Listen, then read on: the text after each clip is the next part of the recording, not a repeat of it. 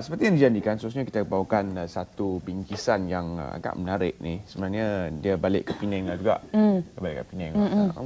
Pusing Pimai tang tu juga. ada orang Penang sebut kalau sebab dah biasa sangat makan kari di Pulau Pinang, di kawasan-kawasan negeri-negeri utara lah. Kalau pergi ke tempat lain di luar daripada zon utara ni, jumpa masakan yang macam tu, nampak macam kari tapi sebenarnya gulai, jadi rasa macam alamak kecewanya sebab tak cukup rempah. Kari dan gulai ya, jauh bezanya. Tapi emas dan emeh sama ya. Emas dan emeh. Ini tentang Museum Emeh. Betul? Emeh Pulau Pinang, okey.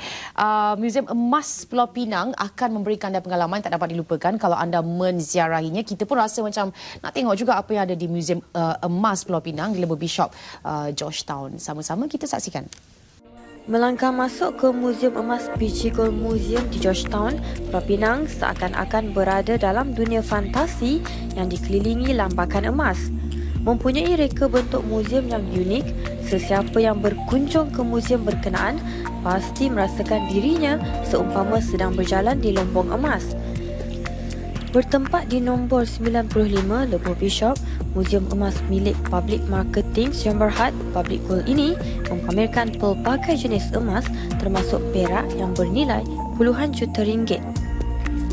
Bukan setakat melihat, malah orang ramai berpeluang merasai sendiri pengalaman seolah-olah berada di dalam gua batu dengan melihat sendiri proses mengorek, mendulang dan juga membuat emas.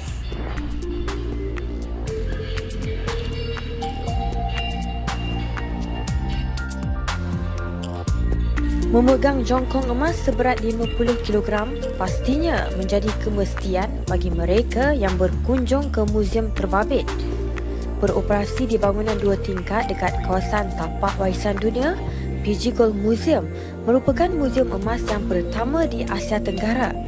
Pembukaan muzium yang menelan belanja kira-kira 20 juta ringgit kini menjadi tumpuan umum. Bagi pemiliknya, idea membuka muzium emas itu tercetus apabila ingin memenuhi ruang atas bangunan persendirian yang kosong sejak 2 tahun lalu dengan mempertingkatkan lagi industri pelancongan di negeri itu. Bangunan 2 tingkat tersebut sebelum ini hanya beroperasi di tingkat bawah bagi urusan perniagaan. Open for public untuk orang ramai semenjak tahun lepas bulan 5. So kita sudah dekat 1 tahun dah, lebih 1 tahun 2 bulan kita ada ini for public untuk tengok kita punya koleksi emas ni. Lagi untuk visitor mengenai ini pengetahuan emas, meluaskan pengetahuan emas dengan kita punya Gold Museum ini.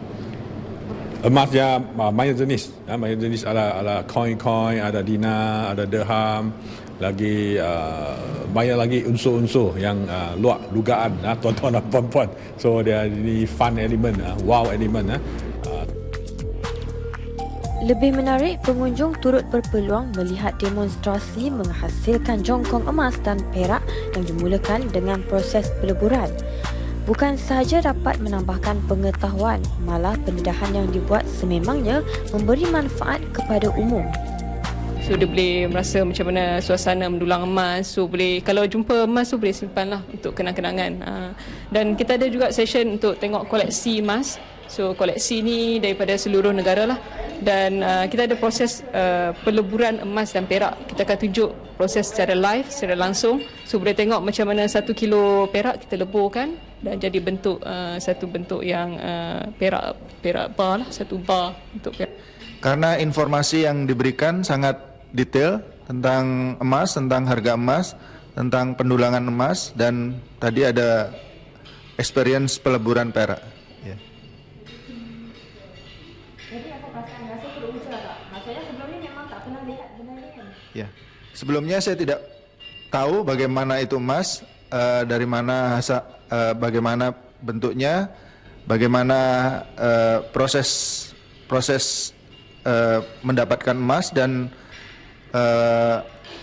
apa saja yang digunakan alat-alat yang menggunakan emas.